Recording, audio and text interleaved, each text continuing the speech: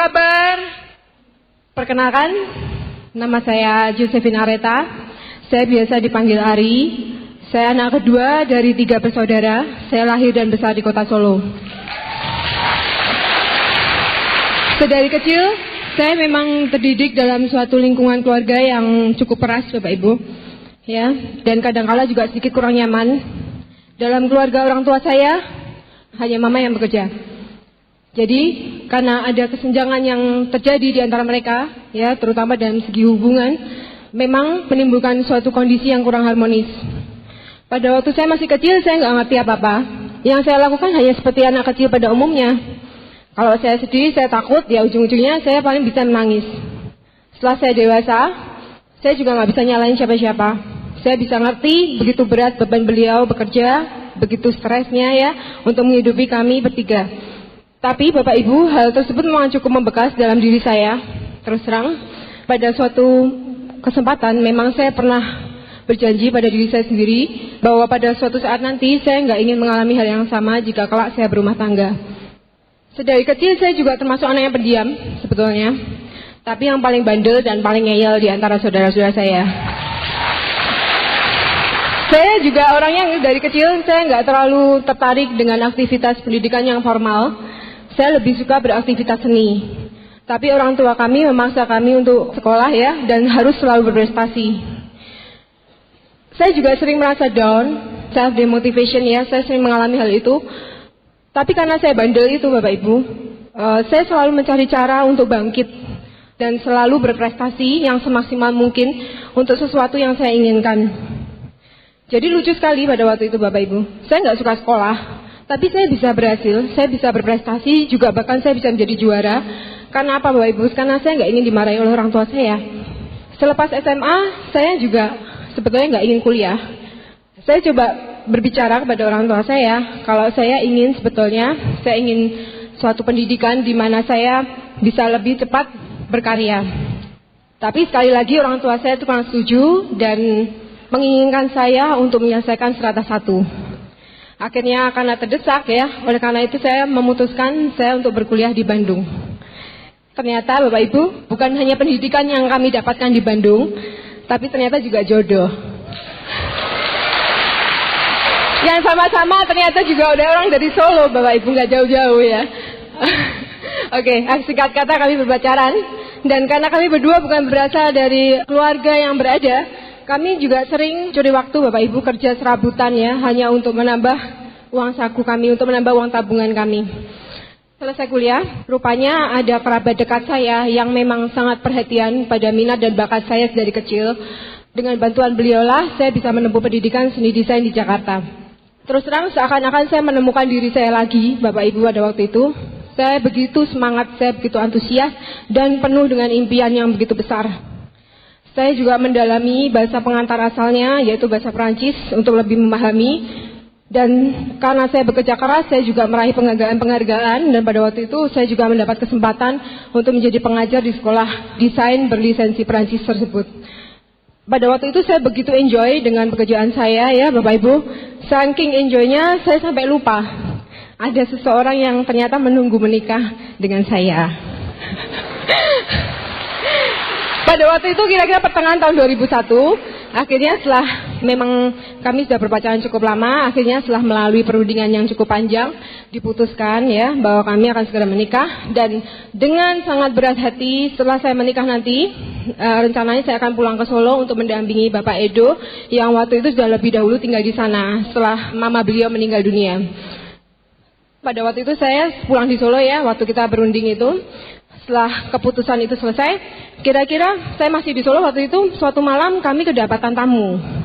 Tamu tersebut ternyata Bapak Ibu seorang teman, mantan teman kos dari Bandung. Waktu itu saya pulang dengan membawa pekerjaan, terus terang aja. Jadi yang menemani berbincang-bincang adalah Bapak Edo. Mereka berbincang-bincang sampai malam sekali, dan pada waktu teman itu sudah pulang dan Pak Edo juga mau pulang, saya menyempatkan diri untuk bertanya, kira-kira apa sih yang mereka bicarakan tadi gitu. Pak Edo menjawab, pada itu saya ingat, nggak ada apa-apa kok, hanya nawarin MLM dari Cina, yang waktu itu juga pernah ditawarin sama si itu loh, gitu. Jadi ceritanya ini ada teman kita juga yang dulu juga sebenarnya sudah menawarkan MLM yang sama gitu Bapak Ibu. Oke, setelah itu saya pulang ke Jakarta dan saya kembali tenggelam dalam pekerjaan-pekerjaan saya. Kira-kira awal tahun 2002, bulan Januari pada waktu itu, Pak Edo ceritanya ngapel saya ke Jakarta. Beliau datang ke Jakarta dan rencananya kita memang mau menghadiri pernikahan seorang teman saya di sana. Pada suatu kesempatan beliau mengajak saya bicara dan pada waktu saya ingat kita berbicara di atas meja makan. Saya cukup heran Bapak Ibu, karena yang beliau bicarakan adalah MLM dari Cina itu yang katanya tadi kurang menarik gitu, yang dulunya kurang menarik. Ternyata pada waktu itu Bapak Ibu saya nggak sadar kalau saya sedang dipresentasi gitu ceritanya. Tapi karena presentasi malam hari itu yang beliau lakukan tuh ternyata macet di tengah jalan. Mungkin pada waktu itu Pak Edo masih kurang hafal ya. Jadi saya juga bilang kepada beliau, oke lah, pelajari aja dulu lebih lanjut. Nanti kalau udah lancar mungkin bisa cerita lagi ke saya gitu. Singkat cerita, saya nggak ngerti apa-apa juga waktu malam hari itu. Tapi saya ditinggalin sekotak kalsium untuk dicobain gitu katanya. Lumayan lah ya. Akhirnya beliau pulang ke Solo dan seperti biasa lagi semuanya. Sebetulnya ya jujur aja saya tuh bukan orang yang ngerti MLM ya. Saya juga nggak pernah coba MLM sama apalah, saya nggak pernah. Tapi saya juga bukan orang yang anti MLM. Cuma pada malam hari itu, waktu saya di presentasi di meja makan, itu memang ada sedikit kekhawatiran dalam diri saya, ya, ada sedikit trauma. Karena apa Bapak Ibu? Tadi saya bilang bahwa waktu kita masih kuliah, kita sering cari-cari ya kerja sambilan gitu. Kita juga pernah mencoba join suatu MLM dan tidak berhasil. Oleh karena itu cukup alasan bagi saya pada waktu itu untuk ragu-ragu. Sebenarnya intinya bukan pada tidak berhasilnya Bapak Ibu, tapi kondisi pada waktu itu, pada waktu kita join suatu kita masih kuliah itu, akhirnya membawa dampak hubungan pribadi kami berantakan. Dan kira-kira pada pertengahan Februari tahun 2002, akhirnya saya pulang ke Solo kali ini untuk mempersiapkan pernikahan saya sendiri. Ternyata saya kaget sekali Bapak Ibu. Saya cukup kaget sekali karena apa? Saya mendapati Pak Edo sudah menjalankan bisnis ini dan beliau asik sekali gitu. Yang biasanya beliau itu sudah pulangnya malam karena proyek-proyeknya ya. Ini tambah-tambah malam lagi dan bahkan pagi gitu. Dan yang paling menjengkelkan saya pada waktu itu, bahkan beliau nggak punya waktu ya. Bahkan beliau nggak punya waktu untuk ikut mengurus pernikahannya sendiri. Bahkan Bapak Ibu, 2 hari menjelang hari H, Pak Edo malah melakukan NDT. Jadi saya waktu itu cukup kesal ya, dalam hati saya berkata gitu loh, ini siapa gitu ya mau kawin ya. Jadi oke. Tapi memang nggak sia-sia loh Bapak Ibu, karena pada waktu hari H pernikahan kami ya, hadiah pernikahan kami adalah sebagai New Bintang 6 pada waktu itu, dan itu tepat 3 bulan setelah kami join di bisnis ini.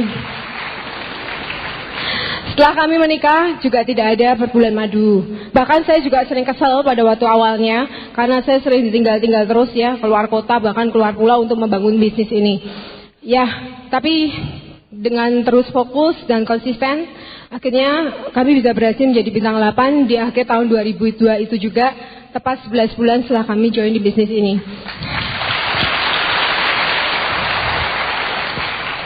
Sebenarnya saya juga orangnya cukup idealis Bapak Ibu. Pada waktu saya dihadapkan pada pilihan ya untuk memutuskan, waktu itu saya enjoy sekali ya dengan karier saya, dan pada waktu saya dihadapkan dengan pilihan saya harus fokus di bisnis ini bersama suami saya, itu rasanya saya berat sekali. Dan terus terang aja Bapak Ibu, saya cukup egois orangnya, tingkat rasa egois saya juga cukup tinggi. Kalau sudah ketemu masalah ya, kadang-kadang saya susah sekali diajak untuk mencari solusinya. Terus terang aja. Dan dengan terus menjalankan bisnis ini Bapak Ibu ya, dengan bertemu banyak rekan di luar kota ya, di mana-mana, dengan segudang juga masalah dari mereka, memang terus terang aja Bapak Ibu, saya diajak untuk mengerti dan semakin mengerti, mencoba ya Bapak Ibu untuk tidak selalu fokus pada masalah saya sendiri. Yang jadi masalah bagi kami juga ya, terus terang aja, walaupun kami sekarang sudah jadi Silver Lion, tapi juga tetap manusia Bapak Ibu. Jadi terus terang aja, kita juga bukan orang yang sempurna ya. Kadang-kala juga kami sering dihadapkan dengan masalah konflik pribadi. Tapi di bisnis yang luar biasa ini, kami juga diajak untuk belajar. Kami bisa belajar dan terus terang secara langsung dan tidak langsung kita juga diajak untuk terus saling melengkapi. Impian kami terus terang Bapak Ibu masih banyak jauh ke depan. Tapi kami berdua sangat bersyukur pada Tuhan Yang Maha Esa karena beliau telah memberi kesempatan ya Bapak Ibu begitu banyak dan atas segala hal yang boleh terjadi dalam hidup kami. Karena dengan itu semua Bapak Ibu kami membawa keyakinan bagi kami dan keteguhan hati untuk terus berjuang meraih impian-impian kami di masa yang akan datang. Seseorang ya Bapak Ibu yang sangat berperan besar dalam hidup saya. Seseorang yang telah mengajarkan begitu banyak hal ya lewat visi dan impian beliau. Seseorang yang kadang-kadang juga membuat saya kesel terus terang Bapak Ibu dan sedih sekali karena beliau ya, karena kerja keras beliau dan akhirnya beliau menjadi sakit. Seseorang yang juga sering membuat saya tertawa karena beliau itu orangnya lucu ya dan santai sekali. Seseorang yang juga sering membuat saya mengomel. Karena apa Bapak Ibu? Karena beliau sering bekerja keras dan sampai lupa makan, kurang memperhatikan kesehatannya sendiri. Itu semua. Tapi setiap kali saya bertanya kepada beliau, kenapa? Jawabannya adalah semua yang beliau lakukan itu hanya demi impian kami.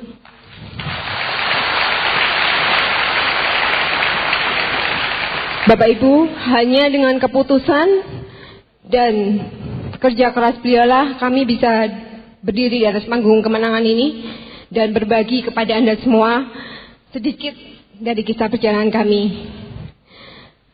Sekarang marilah kita sambut seorang yang sangat saya kasihi, suami saya yang sangat tercinta,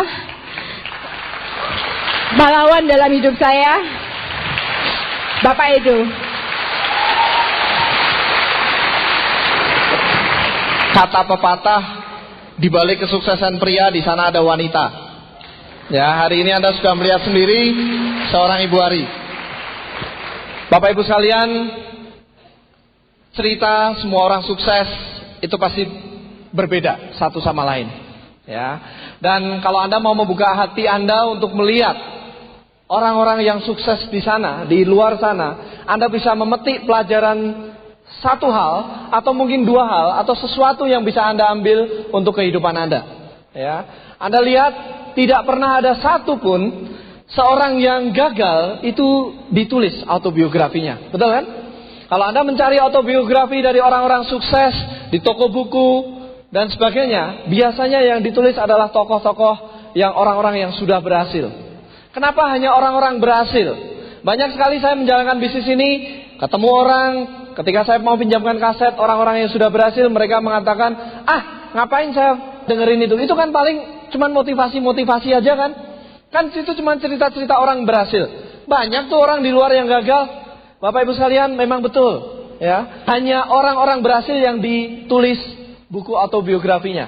Saya selama hidup rasanya gak pernah menemui orang yang gagal itu ditulis autobiografinya. Gak laku, ya. Tapi kenapa kita harus belajar dari orang yang berhasil? Karena dari orang yang berhasil, yang kita pelajari bukan masalah keberhasilannya dia naik mobil mewah dan sebagainya, bukan. Tapi perjuangan dia pada saat dia menghadapi kegagalan, dia bangkit lagi, menghadapi kegagalan, bangkit lagi, menghadapi kegagalan, bangkit lagi, menghadapi kegagalan, bangkit lagi, sampai akhirnya berhasil. Ya. Nah, kalau Anda melihat kami semua dihargai, kami tadinya dari orang yang biasa-biasa aja. Saya pribadi, saya juga bukan orang hebat. Saya punya prestasi di sekolah juga nggak hebat. Ya, saya lahir anak ketiga dari 7 bersaudara. Ayah saya hanya seorang pegawai negeri sipil di kota Solo sana. Ya, seorang dosen pegawai negeri sipil. Anda bisa bayangkan, mungkin ada beberapa di antara yang di sini seorang pegawai negeri sipil. Kalau Anda seorang pegawai negeri sipil golongan kira-kira 4C, ya, Anda harus menghidupi 7 orang anaknya, harus menyekolahkan ke universitas dan sebagainya. Anda bisa bayangkan kehidupannya seperti apa. Terus terang, itulah yang mendorong saya sejak kecil sampai kuliah. Saya sudah berpikir bahwa saya juga harus bisa mandiri. Saya harus berani untuk bekerja keras. Yaitu yang ditanamkan oleh orang tua saya untuk tidak takut bekerja keras. Ya, makanya ketika saya kuliah, itu pun saya agak sedikit maksa Bapak Ibu. Tadinya saya juga keterima di sebuah universitas negeri di Solo, jurusan arsitek juga, tapi saya keterima di Universitas Parahyangan Bandung, jurusan arsitek. Nah, ketika saya harus memilih, yang pertama saya memilih Bandung karena kotanya. Ya, kotanya dingin, enak untuk santai.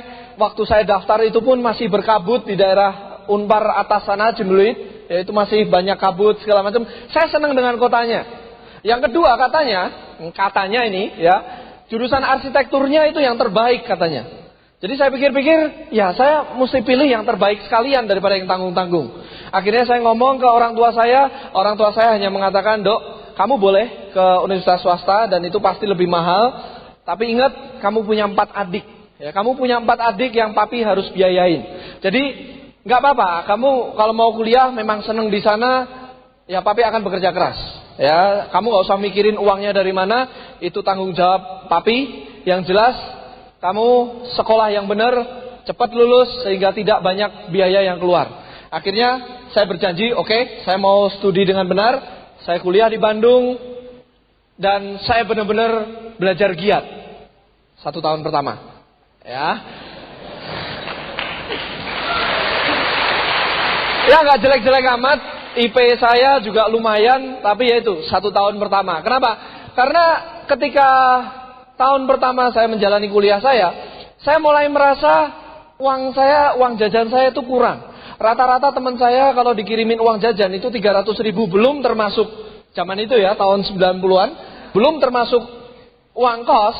Anda bisa bayangkan, 300.000 hanya untuk jajan, sedangkan saya hanya dikirimi setiap bulan 150.000, itu sudah untuk bayar kos dan hidup 1 bulan. Anda bisa bayangkan, untuk beli alat-alat kertas gambar, tinta dan sebagainya, itu aja mepet sekali. Kadang-kadang ya sebulan 2 bulan awal saya selalu minta tambahan, tapi lama-lama nggak enak. Ya, saya tahu kondisi orang tua saya. Akhirnya saya juga berpikir gimana ya saya bisa punya penghasilan sendiri. Apalagi di tahun kedua saya mulai ngelirik teman kuliah saya di situ. Ya, ada yang imut-imut gitu kan, cakep gitu. Nah, saya mulai ngelirik, lalu akhirnya PDKT, ya, prospecting, tukar kartu nama, presentasi. Nah, akhirnya closing, ya kan? Beliau isi formulir. Oke, intinya akhirnya kami pacaran. Nah, Bapak Ibu sekalian, ternyata yang namanya pacaran itu nggak cuma cinta.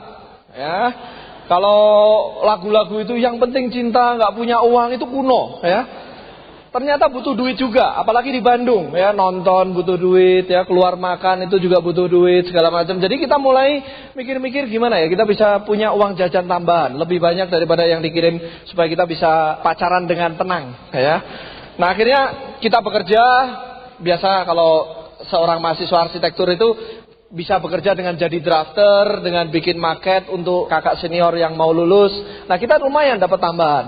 Nah, cuman itu kita lakukan kadang-kadang lembur ya. Kita kadang-kadang bisa nggak tidur 3 hari menjelang pemasukan dan kita nggak bisa continue. Hanya kalau pas lagi mau lulusan kuliah, mau ujian, nah itu baru datang proyeknya. Ya, seperti itu. Nah, kita pingin punya penghasilan itu yang terus menerus, maksudnya nggak usah nunggu pas pekan ujian akhir seperti itu. Akhirnya kita cari apa ya. Nah, di saat itu adik saya menawarkan semacam bisnis network marketing waktu itu. Saya ditawarin bisnis network marketing, saya lihat kok kayaknya menarik. Dengan modal yang kecil, dibimbing, saya bisa kaya raya di situ. 2 tahun kami jalankan, kami nggak dapetin apa-apa secara finansial dan kita juga kuliah saya amburadul waktu itu, IP-nya 0, sekian, jadinya kacau balau. Dan saya malu sekali dengan orang tua saya. Ya, terus terang hubungan kami juga sedikit terganggu. Pacar saya marah besar karena sering saya tinggal untuk melakukan presentasi sana sini, tapi nggak ada hasilnya gitu. Ya, sekarang dia nggak terlalu marah karena saya tinggal sana sini, ya passive income-nya gede gitu kan. Nah, tapi intinya yang paling membuat orang tua saya marah adalah karena kuliah saya berantakan. Dan di situ saya tahu Bapak Ibu sekalian, saya tahu satu hal bahwa saya punya impian. Tapi saya juga menyadari bahwa orang tua saya juga punya impian untuk saya lulus.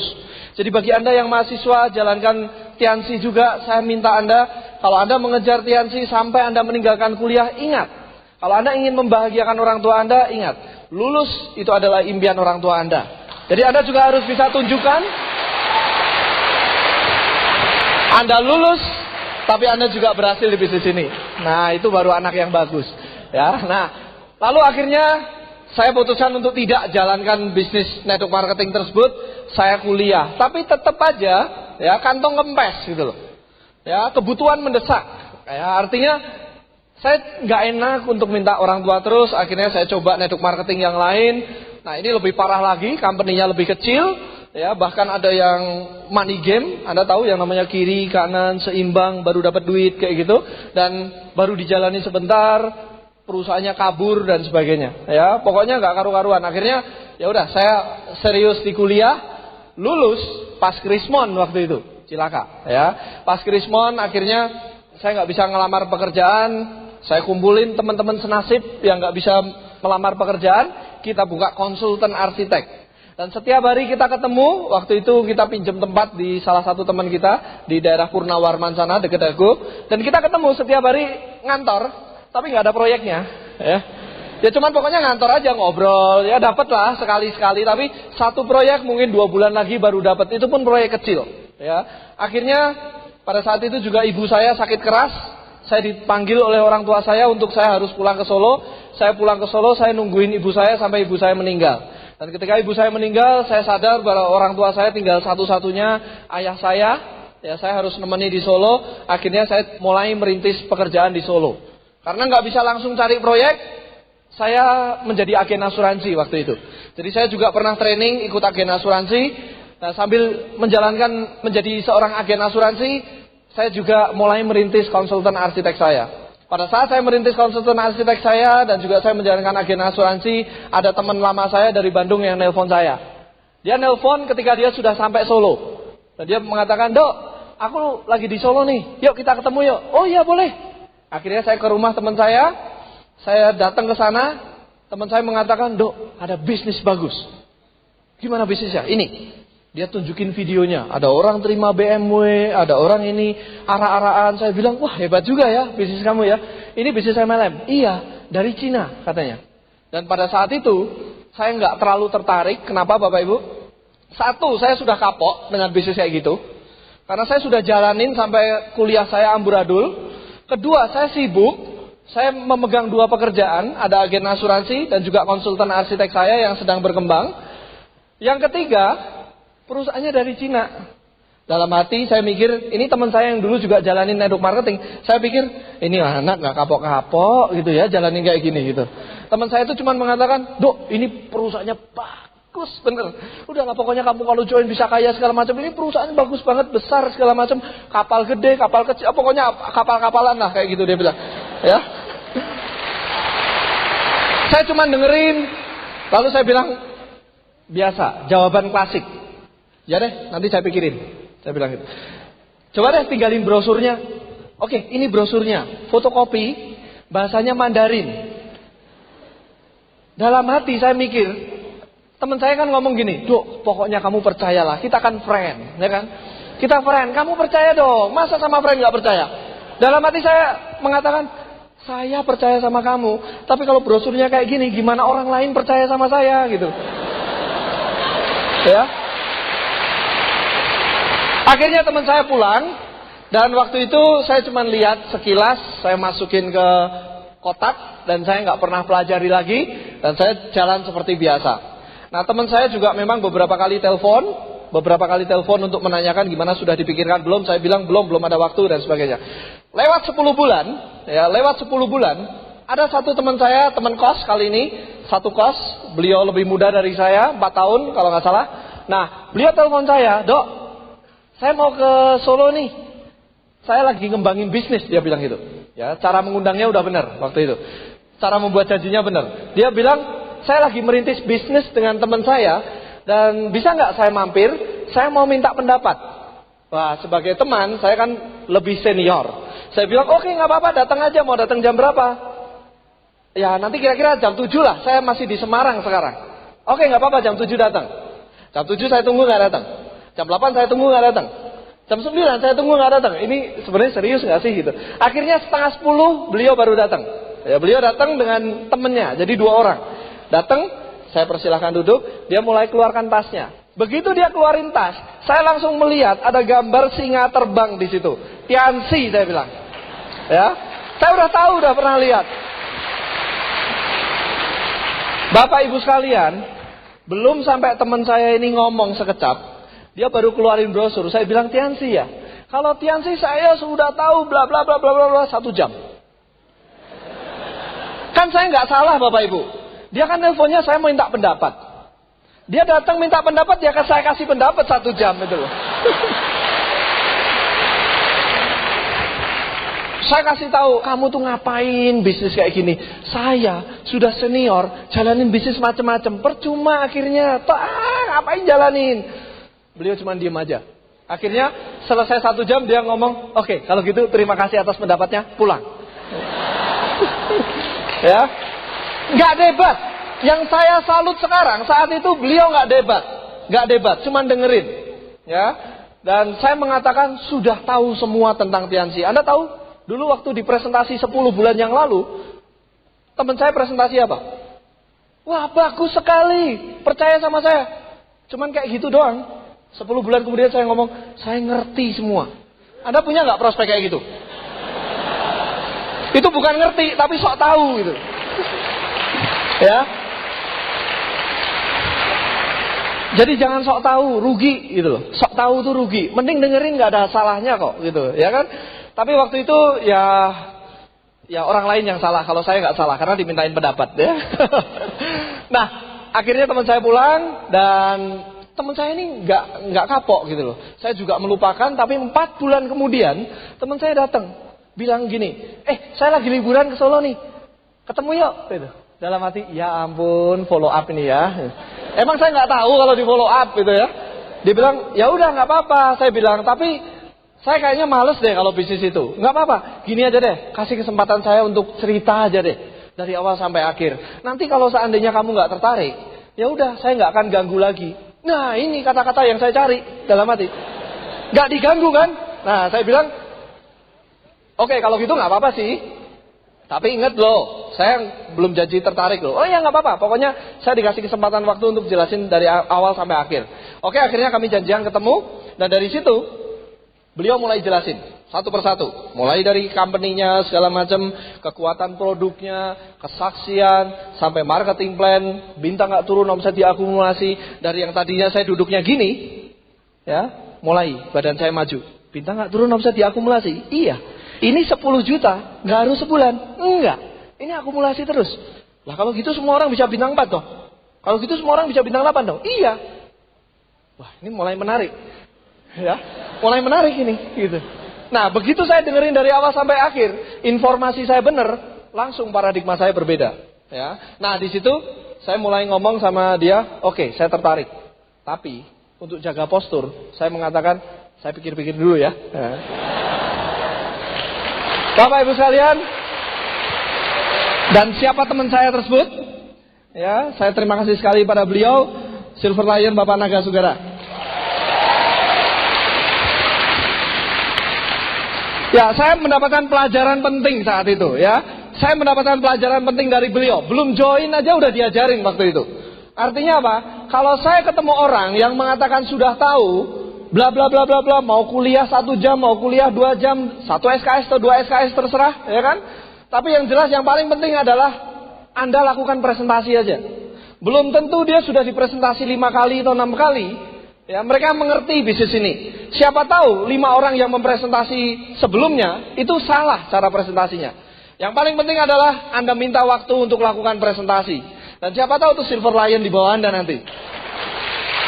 Nah, tapi Bapak Ibu sekalian, walaupun saya join saat itu, saya nggak langsung gerak waktu itu. Ya, terus terang keraguan masih ada. Dan kebetulan sekali itu bulan Januari, ya, bulan Januari awal tahun 2002. Kebetulan sekali di pertengahan Januari saya diundang oleh saudaranya calon istri saya waktu itu untuk menghadiri pesta pernikahan di Jakarta. Ya, dan saya ke Jakarta sekaligus apel, ya, sekaligus kondangan, tapi juga waktu itu Pak Naga memberikan informasi ke saya, tolong kamu datang ke acara yang namanya Open Plan Presentation di Jakarta. Nah, saya waktu itu lihat jadwalnya memungkinkan, akhirnya saya datang. Nah, karena saya nggak ngerti Jakarta, saya datang waktu itu udah terlambat. Jadi ketika saya nyampe ke acara Open Plan Presentation, acaranya sudah masuk ke 7 langkah. Jadi saya nggak lihat presentasi di depannya. Saya hanya duduk waktu itu. Di sana mata saya terbuka, ternyata ada S2 yang berhasil, ada ibu rumah tangga yang berhasil, kemudian ada teman saya yang 1 tahun 2 bulan yang lalu jelasin. Nah, saya kaget waktu itu, loh ternyata dulu yang nawarin saya tolak, itu sukses. Nah, akhirnya saya ketika selesai acara, saya deketin teman saya itu, dan saya ngomong, punya waktu sebentar nggak untuk ngobrol-ngobrol? Teman saya bilang, oke nggak apa-apa, nanti Anda main aja ke rumah saya. Nah, rumahnya di Depok waktu itu, saya berada di Jakarta Barat, dan saya terpaksa pinjam mobil di saudaranya istri saya ke Depok. Ya, di sana saya mulai dijelaskan, nih loh, ini bisnis yang besar sekali. Saya ditunjukin ketika beliau diundang sampai ke Bangkok dan sebagainya. Dan saya diberikan visi yang membuat saat itu saya memutuskan untuk oke, saya jalankan bisnis ini. Beliau, saya terima kasih sekali, beliau adalah One Diamond God Lion Bapak Haji Trisulo, ya. Berikan aplaus pada beliau. Setelah saya menjalankan bisnis ini, ternyata saya baru tahu saya termasuk dalam daftar nama orang-orang awal Pak Trisulo untuk dihubungi bisnis ini. Dan kalau saya mendengarkan cerita dari Pak Louis, ya, Pak Louis ini ternyata daftar nama orang-orang akhir. Jadi saya tahu lebih dulu daripada Pak Louis mengenai bisnis ini. Coba dulu saya jalankan, Pak Louis lewat. Benar Bapak Ibu. Saya dikasih tahu tuh ketika saya waktu itu sudah bintang 6. Ya, saya waktu itu udah bintang 6, saya dikasih tahu ya dengan bercanda, ya, ada Pak Louis, ada Pak Trisulo, ada saya. Pak Trisulonya ngomong ke saya, "Aduh, kamu tuh gimana sih? Dulu saya kasih tahu kamu lebih dulu daripada Pak Louis." Dia bilang, "Ya," saya bilang, "waktu itu bulan Mei, Pak Louis sama Pak Trisulo terima BMW." Dan Anda tahu, ketika itu saya duduk di deretan akhir karena yang VIP hanya boleh penerima, ya kan? Dan ketika Pak Trisulo terima BMW, orang pertama ketika Pak Trisulo nengok ke belakang, yang diliatin saya coba. Yang diliatin saya, ditunjukin BMW-nya gitu. Wah, nyeselnya setengah mati, ya. Oke, saya ketemu Pak Trisulo waktu itu, akhirnya saya putuskan untuk bergabung dan saya mulai susun daftar nama saya, ya. Saya tulis daftar nama saya, lalu saya mencoba untuk belajar melakukan presentasi. Nah, ketika itu masih di Jakarta, ada satu korban, yaitu istri saya, ya. Waktu itu calon istri, saya datang ke saudaranya, saya bilang, saya mau cerita sesuatu tentang sebuah bisnis. Apaan? Saya presentasi. Ya, waktu itu saya jelaskan produknya. Baru nyampe jelasin kalsium aja, udah macet. Ini tadi apa ya? Istri saya sampai tadi mengatakan, ya udahlah pelajari dulu aja deh, nanti baru cerita gitu. Nah, akhirnya itu kegagalan saya yang pertama. Nah, setelah itu saya nggak mau gagal, saya cuma inget-inget dulu Pak Naga presentasi caranya seperti apa. Dan saya pakai latihan, saya masuk ke kamar, saya lihat di cermin, saya ngoceh sendiri di depan cermin. Ya, saya anggap di cermin itu bayangan prospek saya. Ya, tapi kamarnya saya kunci daripada nanti ada orang masuk dipikir saya gila kan. Jadi saya cerita aja ngomong sendiri. Dan saya berlatih di situ. Dan pada saat sebelum saya pulang ke Solo, saya jadi ingat ada satu prospek di Bandung ini. Ya, ada teman saya, teman lama di Bandung yang saya ingin jelaskan. Nah, waktu itu saya ngomong ke Pak Naga, "Pak, saya mau ketemu sama orang. Tolong bantu dong." Pak Naga waktu itu kan di Bandung. Nah, tapi waktu itu saya telepon, Pak Naga mengatakan, "Oke, saya bantu." Saya berangkat pagi, sampai puncak macet mobilnya, karena wipernya macet, hujan, saya nggak bisa jalan terus. Jadi terpaksa saya mesti ke bengkel, dan ternyata saya turun dari puncak, sudah sore. Pak Naga mengatakan, "Saya nggak bisa bantu karena saya sudah terlanjur ada janji. Tapi tolong tenang aja, kamu tetap datang ke Bandung, Anda akan dibantu oleh peringkat tertinggi di Indonesia, namanya Bapak Louis Tendean." Wah, senang saya. Saya langsung ke Maranatha, ya, ke arah Maranatha. Katanya ada kos-kosan di sana. Nah, saya berhenti di depan kos-kosan. Waktu itu masih hujan rintik-rintik. Saya turun, saya sudah pakai pakaian rapi, siap untuk melakukan presentasi saya yang pertama waktu itu. Bukan presentasi pertama, maksudnya sudah mulai jalan nih, gitu. Saya nungguin Pak Louis. Saya sudah SMS-an sama Pak Louis, "Pak, saya sudah berada di depan kos Bapak." sambil saya nunggu berteduh, ada seseorang yang keluar di depan gang, ya. Orangnya itu pakai jas ponco, Anda tahu, jas ponco kecil orangnya, dan pakai helm. Saya sih nggak kepikiran, ya. Saya pikir Pak Louis itu orangnya tinggi, gede, gitu kan, gagah, gitu kan. Dan beliau datang keluar, nyamperin saya, Pak Edo ya. Saya pikir, nah ini Pak Louis ya. Ya ampun, nggak taunya.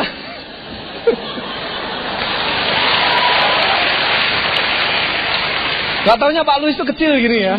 Tapi kan gak boleh melihat orang dari luarnya, ya kan. Kita kan diajari harus positive thinking. Jadi saya pikir, oh iya Pak Louis, saya Edo. Dalam arti peringkat tertinggi di Indonesia, ya. Waktu itu Bapak Ibu sekalian, peringkat tertinggi bukan 2 Diamond Gold Lion, bintang 7. Ya, bintang 7. Kita udah melihat, saya waktu pertama kali jalan bisnis ini, bintang 7 itu udah, wah gila. Kapan saya bisa nyampe? Belasan juta lagi penghasilannya. Jadi saya mikirnya kapan saya bisa nyampe. Nah akhirnya waktu itu dibantu Bapak Ibu sekalian, kita presentasi, dan malam hari itu juga saya langsung kembali ke Jakarta dengan membawa cek 2 juta close bintang 3 waktu itu. Ya, luar biasa sekali Pak Louis.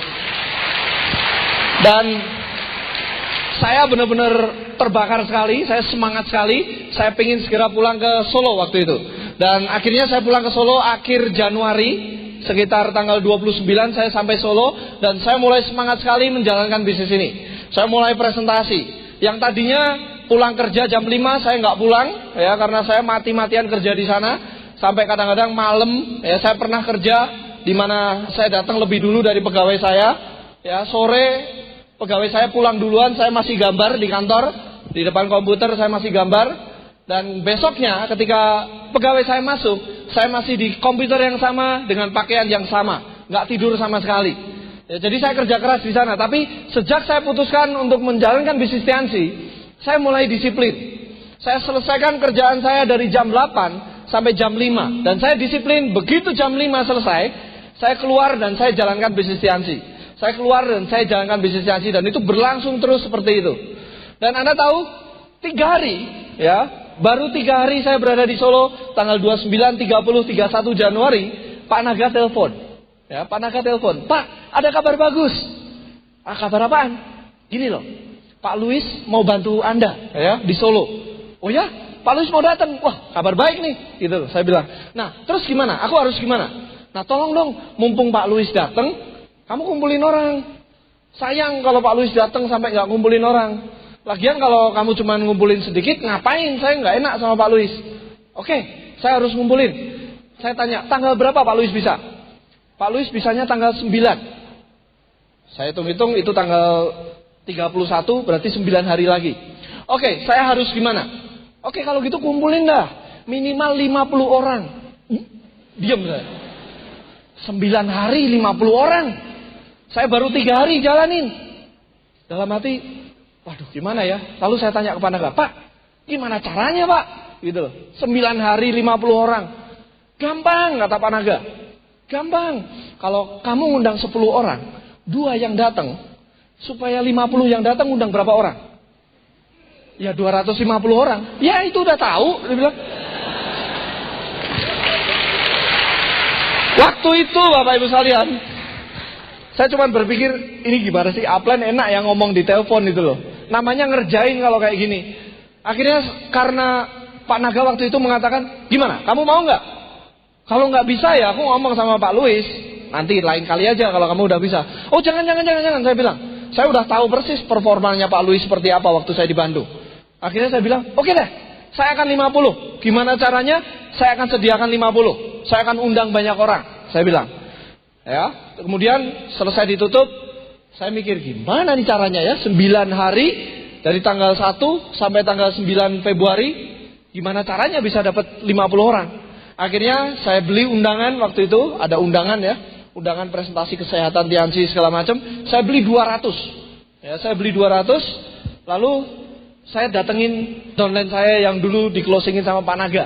Nah, saya datengin, saya bilang, ya itu downline saya itu namanya Pak Iwan Santoso. Ya, sekarang Silver Lion, punya grup sampai di Australia. Tapi waktu itu masih bintang 2, saya datengin. Ya, saya datengin, saya bilang gini sama Pak Iwan, Pak, kabar baik Pak. Ada apa? Gitu. Dia juga nanya kan, Pak Luis mau datang, ya. Siapa itu Pak Luis? Gitu. Dia belum tahu, belum kenal kan. Akhirnya saya jelaskan, oh Pak Luis itu peringkat tertinggi di Indonesia. Bayangin coba, sudah bintang 7. Oh ya? Gitu. Prospek baru, itu nggak tahu bintang 7 atau bintang 8 yang gede yang mana gitu. Pokoknya kalau saya ngomongnya, sudah bintang 7. Kaget dia benar. Akhirnya dia impress juga kan. Oh ya mau datang. Iya Pak.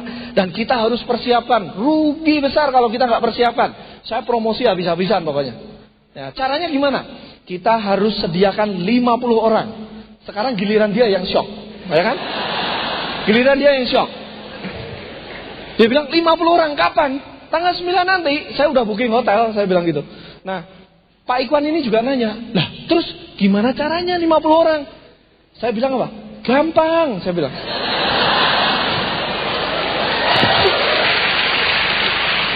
Ini namanya pelajaran duplikasi. Saya tiru kata-kata Pak Naga. Pak, kalau Bapak ngundang 10 orang, yang datang 2, supaya 50 ngundang berapa sih? 250. Ya udah, kita tahu kan? Yuk kita jalanin, saya bilang. Biarin dia yang gendok sendiri kan? Pokoknya akhirnya kami berdua pasang strategi. Yuk kita promosi gila-gilaan. Kadang-kadang kita presentasi, kita mengatakan gini, Pak, ya kita udah dikasih tahu sama Pak Naga, Pak, kalau mau ngundang, jangan cuma bagiin undangan kayak selebaran, percuma. Anda ngundang 1000, satu yang datang aja bagus gitu. Jadi caranya ngundang adalah Anda presentasi. Setelah presentasi baru promosiin open plan itu.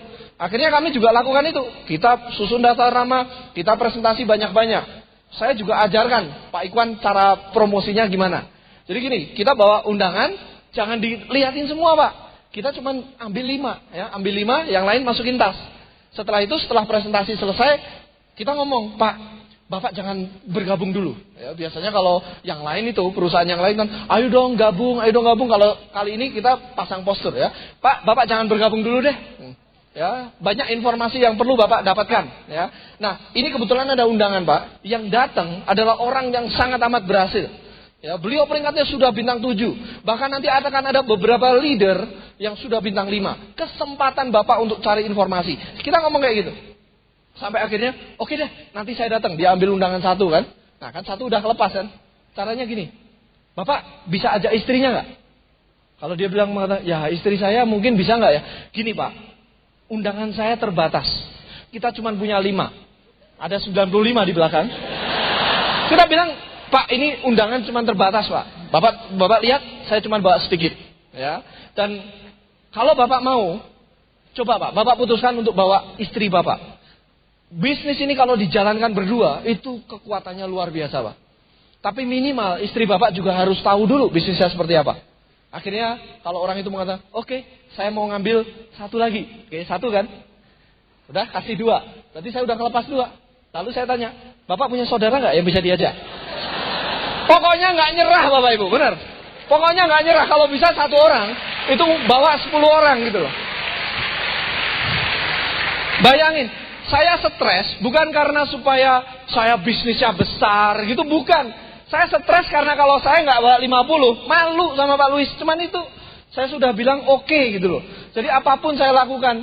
Bahkan ketika akhirnya dia bilang, ya saya dulu aja deh.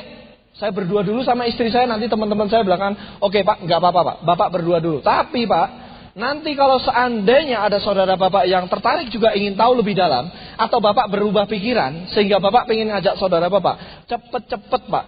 Hubungi saya. Bapak lihat undangan tinggal 3 ya. Bapak hubungi saya. Ya, seperti itu. Nah, ada juga orang yang gini, kita bilang, "Pak, mau bawa dulu nggak Pak undangannya? Kalau enggak, nanti terlanjur kelepas orang lain loh Pak." Akhirnya dia mau. Oke deh, saya bawa 3, tapi nanti kalau nggak ada orang yang mau gimana dong? Saya bilang gini, "Pak, tolong Pak, 2 hari sebelum acara, kalau seandainya undangan Bapak enggak sampai keambil orang, tolong telepon saya Pak. Karena banyak sekali orang yang membutuhkan undangan itu." Gila, ya kan? Pokoknya promosi gitu loh.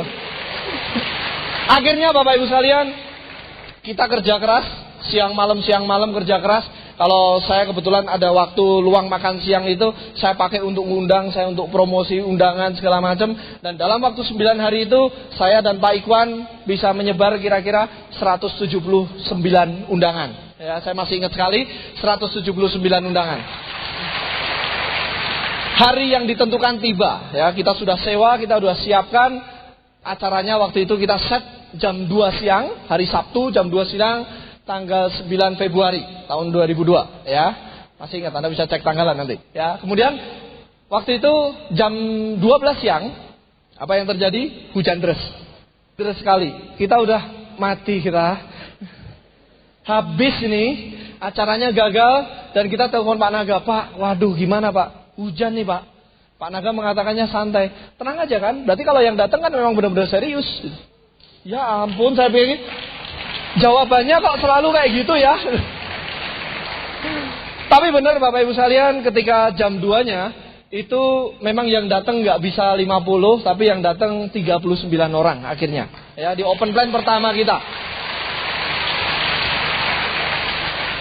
Tapi 39 itu termasuk Pak Louis, termasuk Pak Erik Yong, termasuk Pak Naga, termasuk saya dan sebagainya. Jadi prospek aslinya itu paling 30 orang. Dan kebetulan prospeknya itu duduknya agak nyebar, jadi kelihatannya penuh, ya. Dan waktu itu pada saat presentasi berjalan, Pak Louis, saya ingat sekali Pak Louis panggil saya, ya. Waktu itu Pak Naga yang bicara di depan, saya dipanggil Pak Louis di belakang, dan Pak Louis mengatakan, ini open plan pertama kamu? Iya. Pak, tunggu, bisnis Anda bukannya berkembang, tapi akan meledak 2-3 bulan yang akan datang, ya. Dan Anda tahu Bapak Ibu sekalian, itulah visi seorang upline. Mungkin Anda melihat, ya. Anda mungkin merasakan bisnis Anda nggak berkembang gitu loh. Anda udah mati-matian, tidak sesuai dengan yang Anda harapkan. Tapi upline Anda tahu gitu loh. Tahu 2 bulan lagi, 3 bulan lagi bisnis Anda seperti apa kalau Anda jalankan sistem. Ya, dan Anda tahu bulan itu juga saya break bintang 5 gara-gara open plan pertama saya, ya. Dan terima kasih sekali pada Pak Louis dan Pak Naga atas supportnya. Ya, di situ saya mulai lebih yakin lagi. Saya lebih percaya bahwa saya bisa menjalankan bisnis ini. Dan Bapak Ibu sekalian, perjalanannya panjang. Saya juga nggak bisa ceritain detail satu persatu. Tapi yang jelas, saya hanya ikuti sistem. Pak Naga hanya selalu memberikan bimbingan. Ya, waktu itu kendalanya banyak sih memang. Ya, kendala-kendalanya banyak. Tapi nanti saya akan jelaskan satu persatu. Tapi yang jelas, Pak Naga selalu memberikan saya goal-goal jangka pendek. Ya, selalu memberikan saya goal jangka pendek. Yang tadi dikasih goal saya. Itu loh Pak, kalau bisa 50 nanti di tanggal 9. Dimana saya kerja keras. Ya itu bukan ngerjain. Saya dulu pertama awalnya saya merasa, wah ini ngerjain, ini disuruh ngumpulin 59 hari. Tapi Bapak Ibu sekalian, itu adalah pelajaran untuk kita bisa men-set goal kita. Itu ya. Jadi kadang-kadang kita merasa kita nggak enak gitu loh. Disuruh, ayo Pak, bintang 4 atau bintang 5 bulan ini. Ya kadang-kadang kalau kita disuruh-suruh, katanya bisnis di sini adalah bisnis sendiri. Ingat Bapak Ibu sekalian, walaupun kita seorang pengusaha pun, kalau Anda seorang pengusaha di luar, Anda juga harus punya goal pribadi Anda. Dan di bisnis ini, kita dilatih oleh sistem untuk memiliki goal. Dan untungnya waktu itu, saya ngikut. Terus terang saya dengan Pak Naga ini, saya lebih tua, saya seniornya. Tapi waktu itu, saya sadar bahwa di bisnis Tiansi, saya nggak ngerti apa-apa. Saya perlu belajar dari beliau. Akhirnya saya ikuti dan hasilnya saya sendiri yang menikmati. Ya, bulan itu saya break bintang 5. Ya, begitu bulan itu break bintang 5, Pak Naga telepon saya, kalau bulan depan, bulan Maret, kamu break bintang 6, kamu nanti qualified ke Cina gratis." Dia bilang. "Wih," saya bilang, "harus saya kejar, saya pasti bisa bintang 6. Kenapa? Karena saya bisa bintang 4 1 bulan, ya bulan pertama. Bulan kedua saya bisa break bintang 5. Masa sih downline saya nggak bisa break bintang 5 juga bulan depannya? Artinya saya bisa break bintang 6. Saya kejar mati-matian. Saya kejar mati-matian waktu itu sampai pulang malam dan sebagainya. Anda tahu apa hasilnya? Gagal. Gagal Bapak Ibu. Yang jadi bintang 5 cuman Pak Ikwan waktu itu, grup saya, ya. Dan saya nggak jadi bintang 5 waktu itu. Dan saya nggak jadi berangkat ke Cina. Waktu itu yang berangkat Pak Yimi dan Pak Naga sendiri. Ya, saya hilang harapan. Tapi waktu itu Pak Naga cuma mengatakan satu hal. Oke, kamu sudah bekerja keras untuk mengejar goal. Kalaupun gagal, karena bintang nggak turun, omset diakumulasi, nggak ada ruginya. Kamu sudah lebih dekat di goal Anda. Ya, luar biasa sekali. Akhirnya apa? Pak Naga cuma mengatakan, sekarang saatnya bukan goal Anda untuk bulan depan bintang 6. Bintang 6 itu sudah pasti Anda dapatkan. Yang paling penting sekarang Anda mulai mikirin kapan Anda bintang 7, ya. Saya diberikan goal, akhirnya mindset saya berpikir untuk gimana caranya saya bisa menjadi seorang bintang 7. Dan saya kejar, bahkan persiapan pernikahan saya nggak ikut, istri saya sendiri yang nyiapin pernikahan. Bulan April akhir kita ngundang Pak Naga, ngundang Pak Luis untuk mengadakan yang namanya NDT. Dan NDT itu kita selenggarakan 2 hari sebelum pernikahan saya.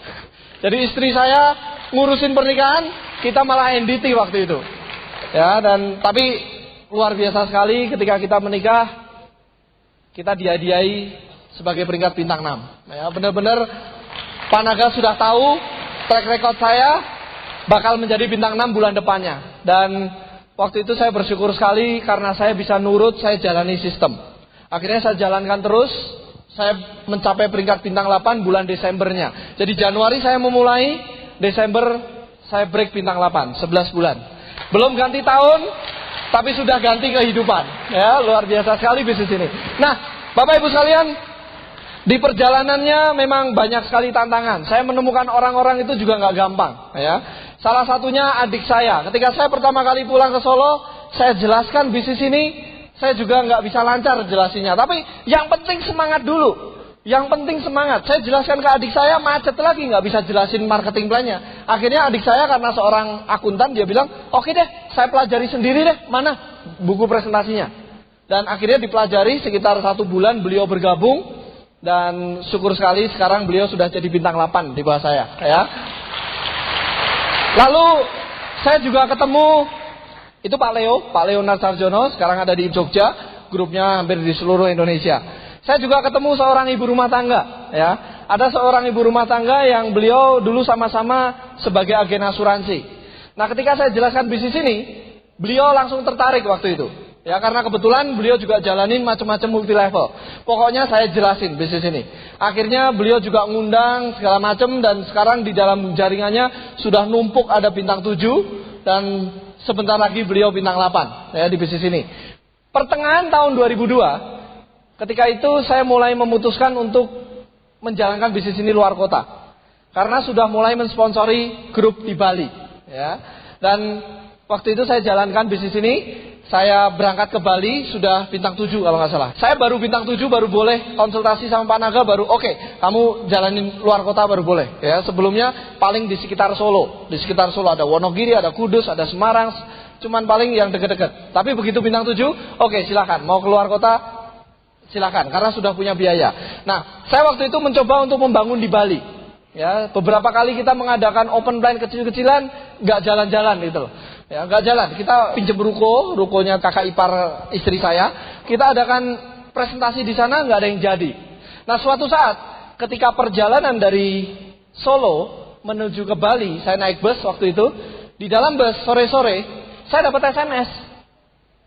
Masuk SMS dan SMS-nya tidak ada namanya, hanya nomor dan dia SMS itu cuman bertulis, "Dok, kamu masih di bisnis jaringan?"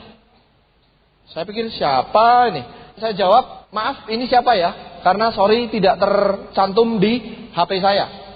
Akhirnya teman saya itu jawab, oh ini Suprato. Ya, Anda tahu Suprato? Pak Suprato? Ini Suprato Jakarta. Anda masih bisnis jaringan? Karena saya pikir dia tahu bahwa dulu ketika kuliah saya suka bisnis jaringan, saya langsung jawab. Walaupun itu cara yang salah. Ya, saya waktu itu langsung jawab, Pak, enggak Pak, saya sekarang di bisnis Tiansi. Bapak pernah dengar Tiansi? Hanya SMS Bapak Ibu. Nah kemudian teman saya bales, oh Tiansi saya tahu, di majalah SWA, ya kan? Ini kan perusahaan MLM dari Cina yang bagi-bagi BMW itu kan? Saya pikir, wah kok positif sekali. Saya jawab dengan semangat lagi, betul Pak. Saya kasih tanda seru, betul Pak. Gitu. Ya, ini bahasa SMS ya kan? Saya bilang, Bapak tahu teman kita namanya? Naga, saya bilang. Masih ingat kan teman kos kita? Bulan November nanti, tahun 2002 ya, itu bulan Juli kalau nggak salah. November nanti beliau akan terima salah satu BMW-nya. Lalu dia jawab, oh ya? Wah bisnisnya bagus dong kalau gitu. Kapan-kapan kalau ke Jakarta, mampir-mampir dong jelasin.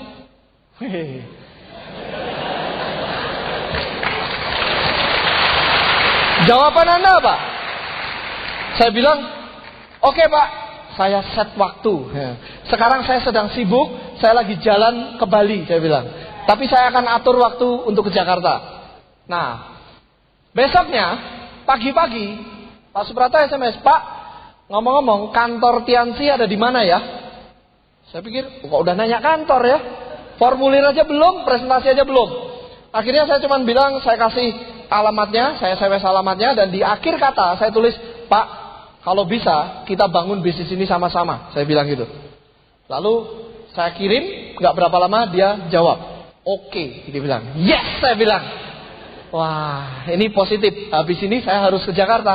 Nah, gak berapa lama, 1 jam kemudian, beliau telepon kali ini. Dan saya waktu itu pakai handphone yang masih roaming. Saya jadi mikir-mikir waktu itu. Ini saya angkat roaming. Tapi kalau enggak, orangnya positif. Akhirnya saya angkat, halo Pak, apa kabar Pak? Saya bilang gitu. Dia jawab apa? Pak, saya sudah ada di kantor Tiansi. Nomor ID Bapak berapa? Saya mau join. Dia bilang. Poin saya adalah, kalau Anda siap, downline Anda akan siap. Kalau Anda fokus, prospek Anda akan datang. Kalau Anda antusias, orang akan join ke Anda. Ya, jadi antusias aja di bisnis ini. Dan Anda tahu, Pak Suprapto, beliau seorang general manager yang beliau hanya dalam waktu 18 bulan, beliau membangun bisnis ini dan akhirnya pensiun dari pekerjaannya. Ya, beliau bintang 8 dan kemarin sama-sama dengan saya menerima BMW-nya. Ya, kelihatannya mungkin Anda berpikir, kok enak ya kelihatannya, perjalanannya mulus, bisa sampai bintang 8, emang gak ada hambatan? Emang semua kalau jelasin orang langsung bergabung? Gak juga Bapak Ibu. Saya anak ketiga dari 7 bersaudara, cuman 1 orang yang positif, yaitu Pak Leo. Ya, adik kandung saya positif. Yang lain ya nggak berani negatif. Kalau adik saya, kalau kakak saya langsung negatif. Ngapain kamu jalanin bisnis kayak gini? Tapi kalau adik saya nggak berani negatif. Ya, tapi mengatakan ya deh nanti gitu. Kalau berani negatif sama saya, awas gitu. Ya. Nah, akhirnya saya jalanin bisnis ini dengan penuh tantangan. Ya, tantangan pertama biasanya dari keluarga. Saya hubungi keluarga, apa yang terjadi? Mereka semua menolak. Ya, bahkan saya pernah presentasi di depan saudara saya. Ya, ketika presentasi saya semangat sekali. Saya selalu semangat Bapak Ibu, karena saya diajarkan oleh Pak Luis semangat nomor 1. Ya, saya semangat presentasi. Begitu terima BMW, dianya cuma senyum, nggak menghina, nggak negatif, tapi senyumnya senyum yang nyakitin gitu loh. Gimana ya? Saya mau cerita susah Bapak Ibu. Senyum yang nyakitin gimana sih? Anda tahu nggak? Senyumnya. Begitu kita masuk kapal pesiar, dia ngomong, wah, dia bilang, wah hebat dong gitu. Hebat dongnya itu mending muji ya. Hebat dongnya itu penghinaan gitu. Dan sampai sekarang nggak join. Gitu. Mending habis itu join ya. Tapi nggak apa-apa. Waktu itu saya tetap semangat, Bapak. Tetap semangat. Dalam hati, yang sukses siapa sih? Yang mau sukses siapa sih? Dan saya selesaikan presentasi. Saya nggak akan pernah down sebelum saya selesai melakukan presentasi. Dan beberapa memang nggak join. Teman saya memtertawakan saya. Ngapain kamu? Arsitek udah bagus-bagus, proyek udah mulai banyak. Sekarang jalanin bisnis ini. Banyak yang mentertawakan saya. Tapi dalam hati saya pikir, kalau saya dengerin dia, emang nanti kalau saya kawin, saya married, butuh beli rumah, butuh beli ini, emang dia mau beliin? Nggak mau, gitu kan? Kalau saya dengerin dia, nggak usah jalanin dong, nggak usah jalanin. Emang dia mau bayarin saya kalau saya pengen ke luar negeri? Nggak mau. Jadi ngapain didengerin gitu loh? Ya, kalau Anda juga negatif, ketemu orang negatif, biasa Bapak Ibu, nggak usah didengerin, jalan terus. Yang sukses Anda. Tapi dari semua tantangan, ya, termasuk bagi waktu, ya, Anda tahu yang namanya orang itu biasanya sulit untuk keluar dari zona kenyamanan. Ya, ini paling sulit. Paling sulit itu mengalahkan diri sendiri.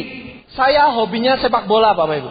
Benar, saya senang sepak bola. Setiap malam minggu dan setiap minggu itu surga dunia bagi saya. Ya, kalau bisa saya nggak ngerjain proyek-proyek saya arsitek, saya nonton Liga Italia, saya nonton Liga Inggris, segala macam. Oh, saya senang banget sepak bola.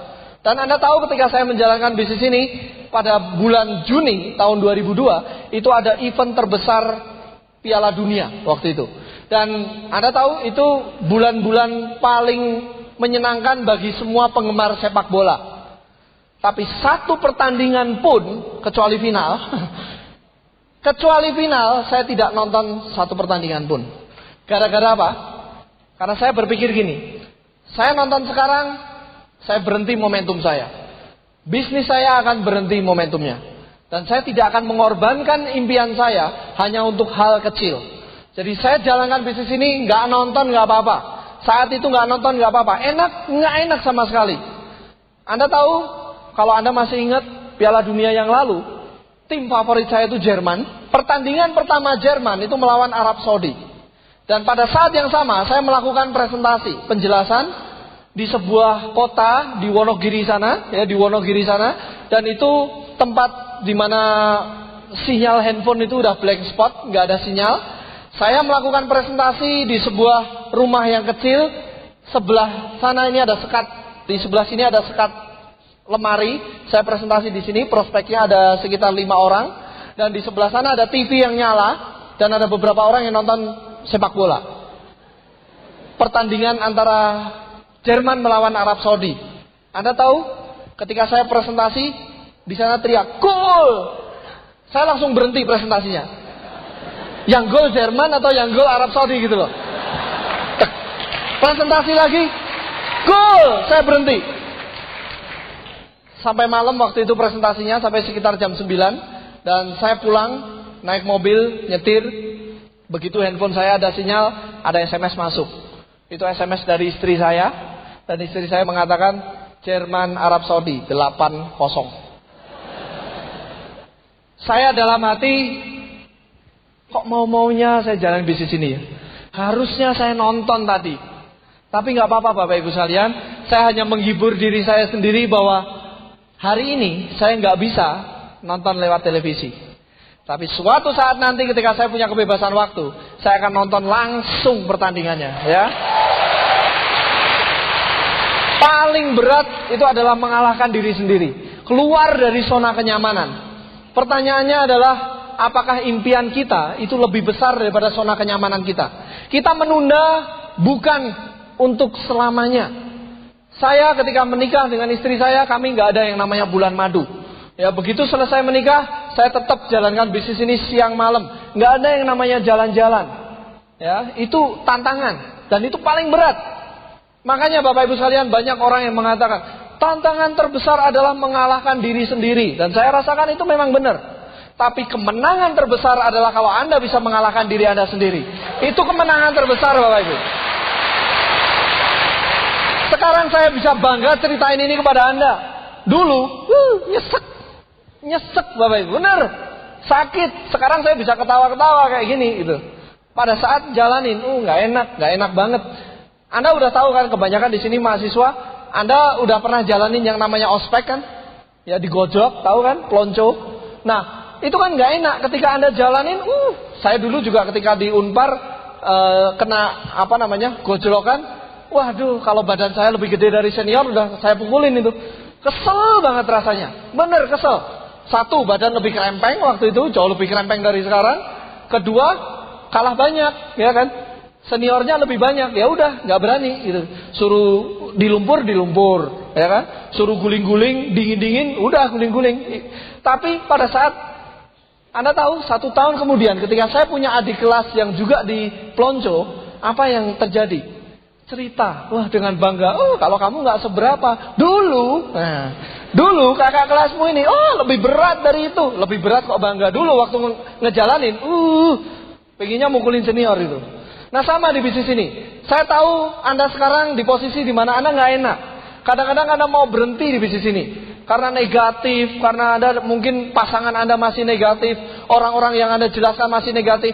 Tapi jalankan terus Bapak Ibu. Jalankan terus karena hari ini Anda sedang menulis cerita sukses Anda nantinya. Nah saya punya tips Bapak Ibu sekalian. Kalau Anda benar-benar banyak sekali orang yang menolak, mulai saat ini Anda pilih lagu favorit Anda. Pilih lagu yang semangat, di mana lagu tersebut nanti akan diputar pada saat acara vision seminar Anda nantinya. Pilih lagu kemenangan Anda. Karena panggung ini adalah panggung Anda nantinya. Setiap kali Anda down, saya juga melakukan hal yang sama. Saya pergi ke Jogja 60 km, pergi kemana segala macam, nyetir sendiri, capek presentasi, ditolak.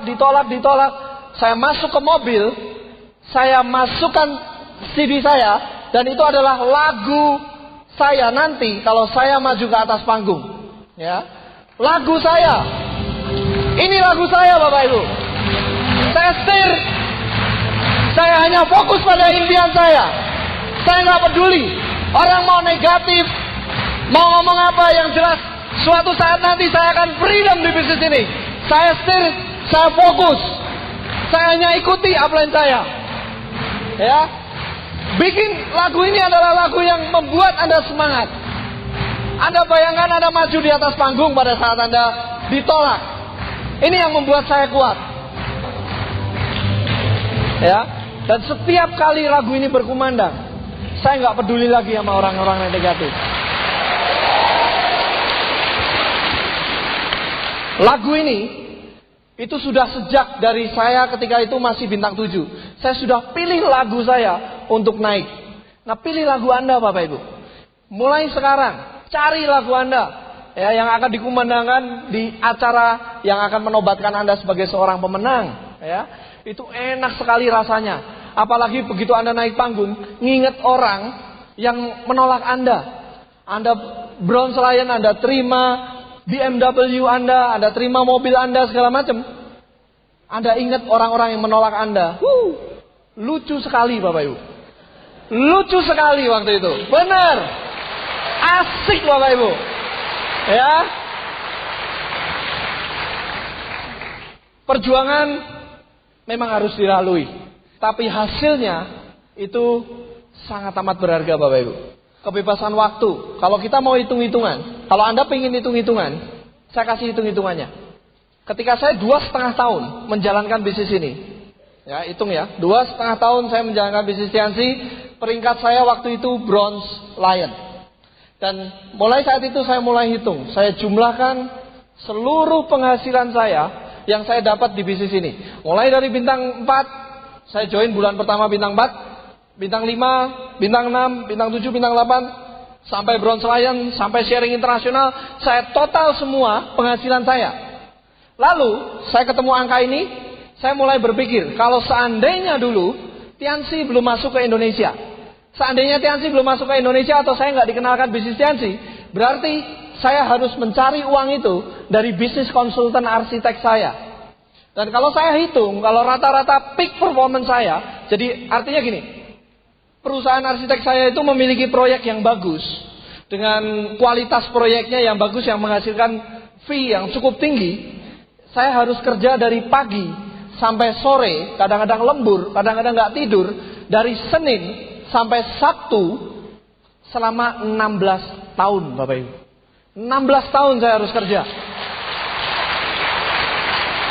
Saya bersyukur sekali, gara-gara bisnis ini saya bisa menghemat waktu 13,5 tahun.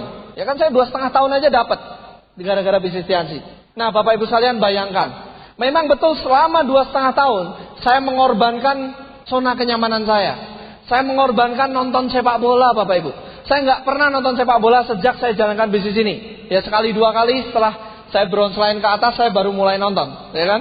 Tapi waktu itu saya berjuang di bisnis ini, saya nggak nonton sepak bola. Tapi Bapak Ibu sekalian, kalau saya mengorbankan kesenangan saya itu hanya sesaat, lalu 13,5 tahun itu saya pakai untuk nonton bola, saya bisa jadi pelatih, Bapak Ibu.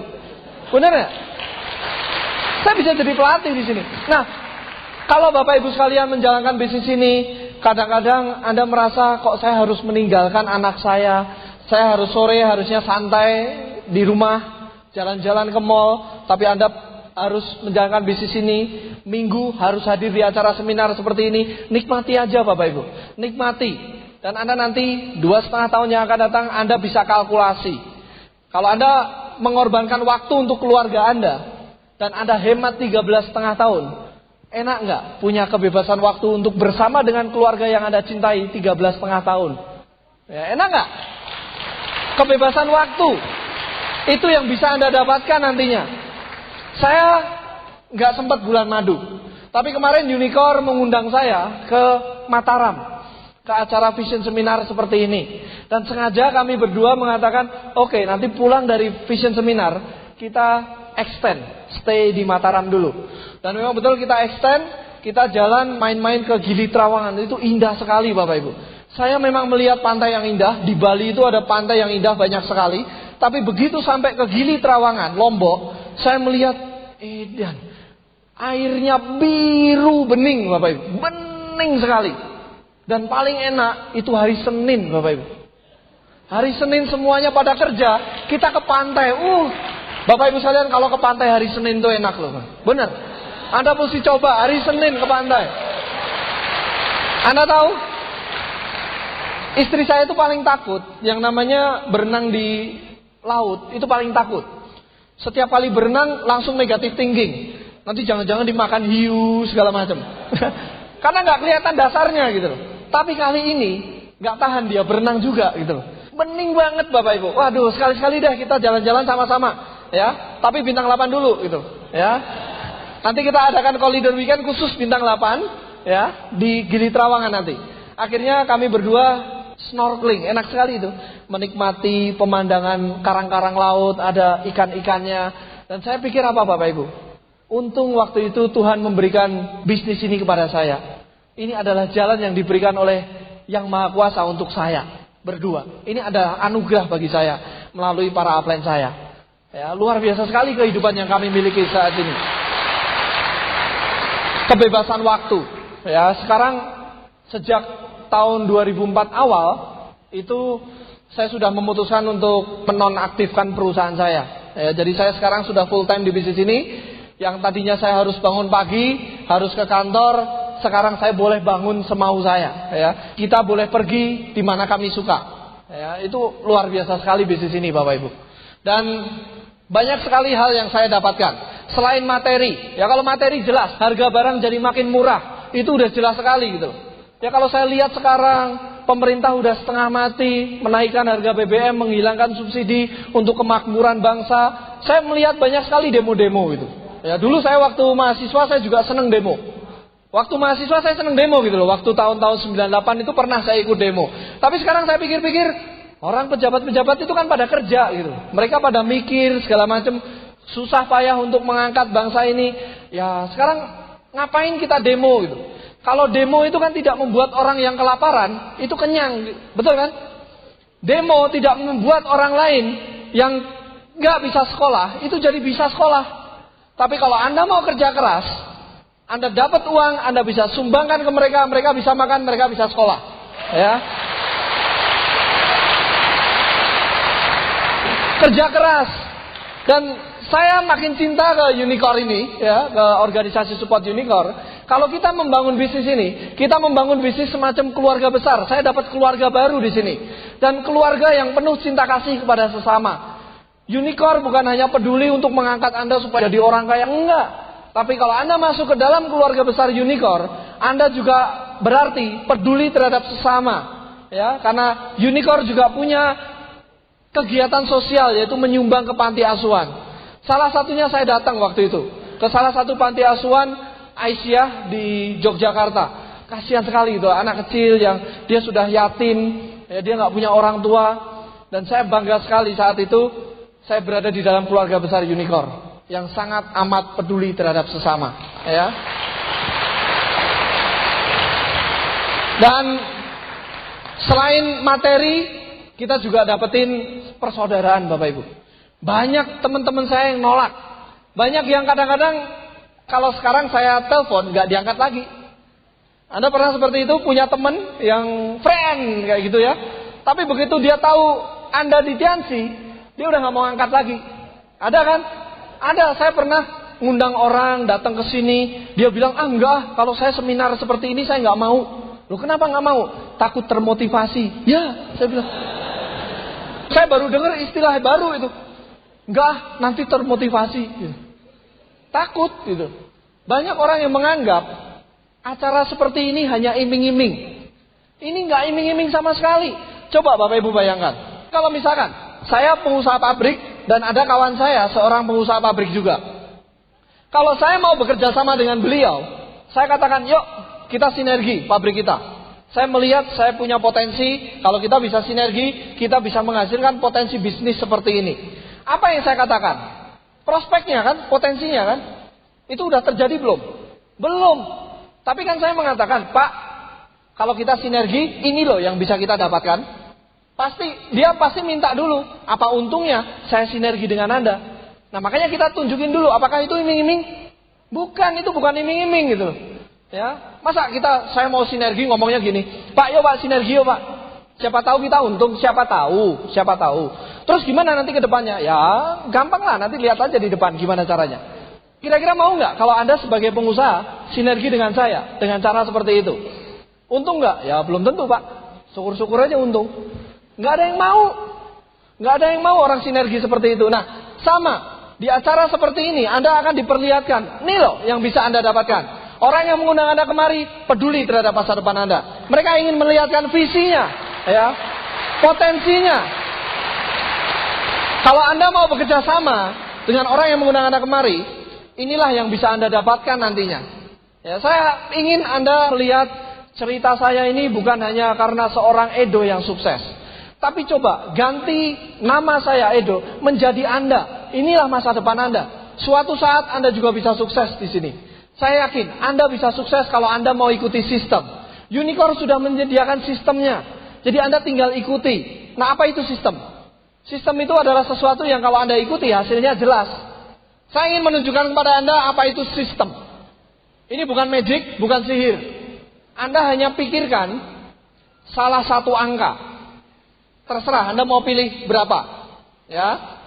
Saya anjurkan dari 0 sampai 9. Kalau Anda mau pilihnya 23.491 silahkan. Tapi nanti Anda matematikanya akan kesulitan. Ya, butuh kalkulator. Pilih aja angka yang sederhana, tapi jangan katakan kepada sebelah Anda. Oke? Setelah itu Anda kalikan dengan 2. Angka Anda kalikan dengan 2. Oke? Anda tambah dengan angka 8. Hasilnya Anda bagi 2. Anda bagi 2. Oke?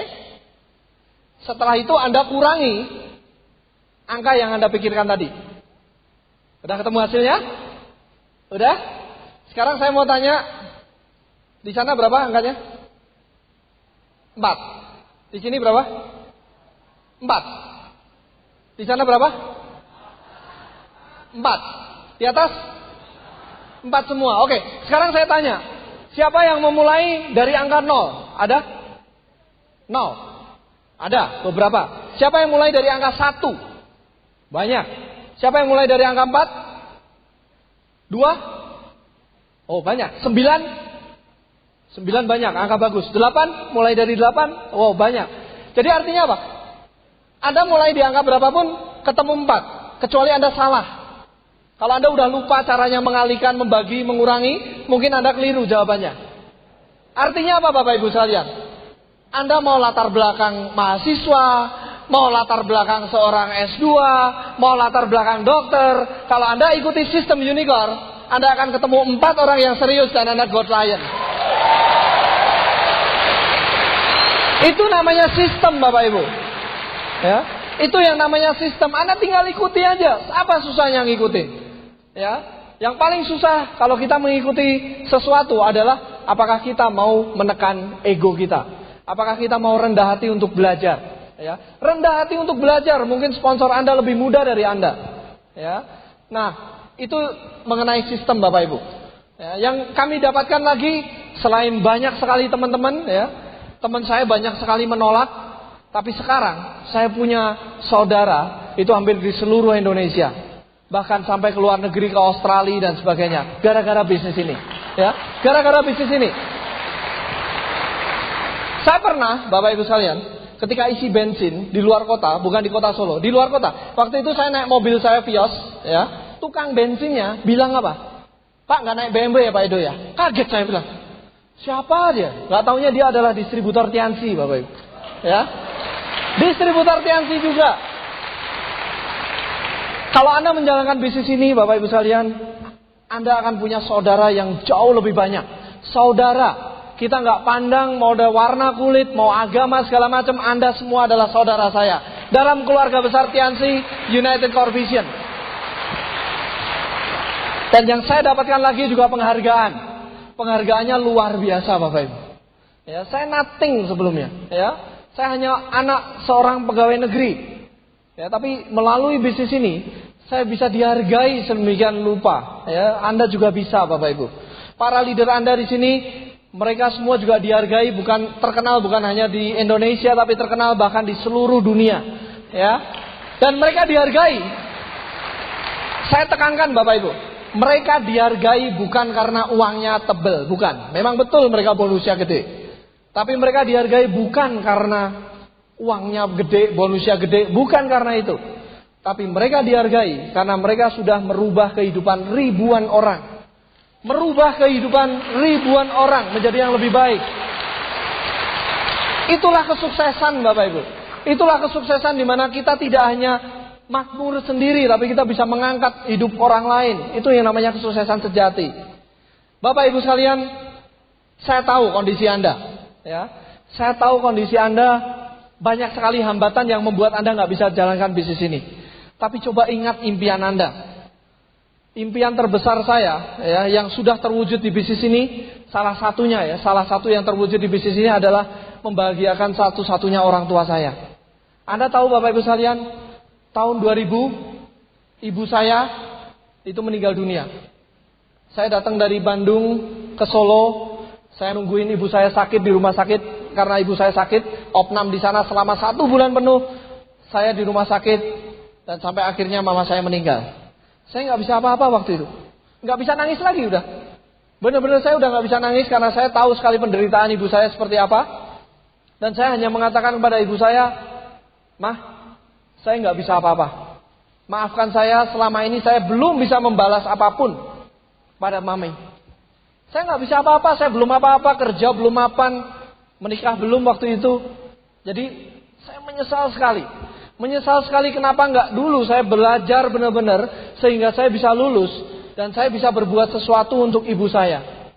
Dan saat itu juga saya janji kepada diri saya sendiri bahwa saya tidak akan mengulangi hal yang sama terhadap satu-satunya orang tua saya, yaitu ayah saya. Ya, ayah saya memang usianya sudah lanjut. Dan saya tahu kalau saya tidak mengerjakan bisnis ini dengan serius, mungkin terlambat. Ya, saya berpacu dengan waktu Bapak Ibu. Saya berpacu dengan waktu karena semakin saya menunda, ya waktu jalan terus. Ya, dan dari bisnis ini Bapak Ibu, kemarin saya berhasil membawa orang tua saya ke luar negeri. Agustus tahun 2004. Saya ajak orang tua saya, ayah saya tercinta, ke luar negeri. Waktu itu saya dipanggil bersama-sama dengan beberapa leader Anda di sini untuk mengunjungi peletakan batu pertama pusat penelitian terbesar Tiansi di dunia nantinya. Ya, dan saya ajak orang tua saya. Saat itu saya juga pertama kali saya ke luar negeri, itu juga impian saya untuk ke luar negeri.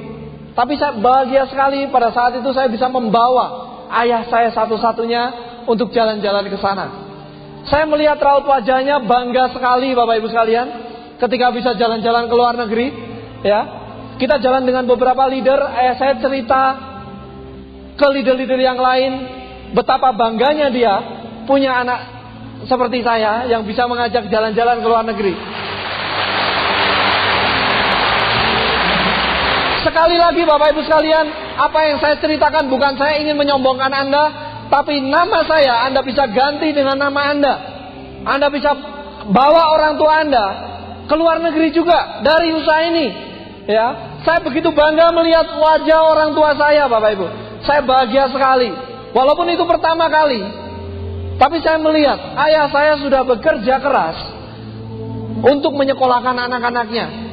Dan sudah saatnya saya sebagai anak laki-laki tertua itu untuk membalas budi orang tua saya kandung satu-satunya.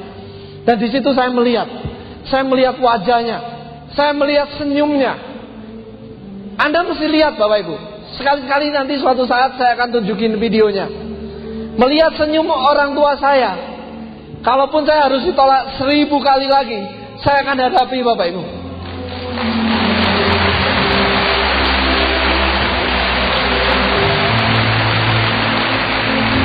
Berapa besar impian Anda? Berapa besar impian Anda sehingga Anda mau menjalankan bisnis ini? Seberapa besar impian Anda sehingga Anda mau menghadapi penolakan-penolakan? Seberapa besar impian Anda sehingga Anda mau menghadapi penghinaan mungkin? Mungkin banyak orang yang mentertawakan Anda. Saya juga banyak ditertawakan orang. Saya ditertawakan kakak kandung saya sendiri. Tapi saya bukan hidup dari tertawaan mereka. Ya, hidup saya adalah saya sendiri yang tanggung jawab. Kalau saya ada apa-apa dengan saya ingin jalan-jalan ke luar negeri, mereka bukan yang tanggung jawab, tapi saya sendiri. Begitu juga dengan Anda Bapak Ibu. Ini hidup kita sendiri. Kenapa kita mesti selalu peduli dengan kata-kata orang lain? Sering sekali kita hanya peduli dengan orang lain, tapi kita bentak-bentak istri kita, anak kita. Itu sering terjadi. Kita hanya ingin membuat bos kita senang, tapi kita meninggalkan anak istri kita nangis di rumah karena Anda nggak pernah di rumah. Lakukan sesuatu untuk orang yang Anda cintai. Bisnis ini tersedia untuk Anda. Unicorn tersedia untuk Anda. Kesempatan tersedia untuk Anda. Ada tim yang akan membantu Anda.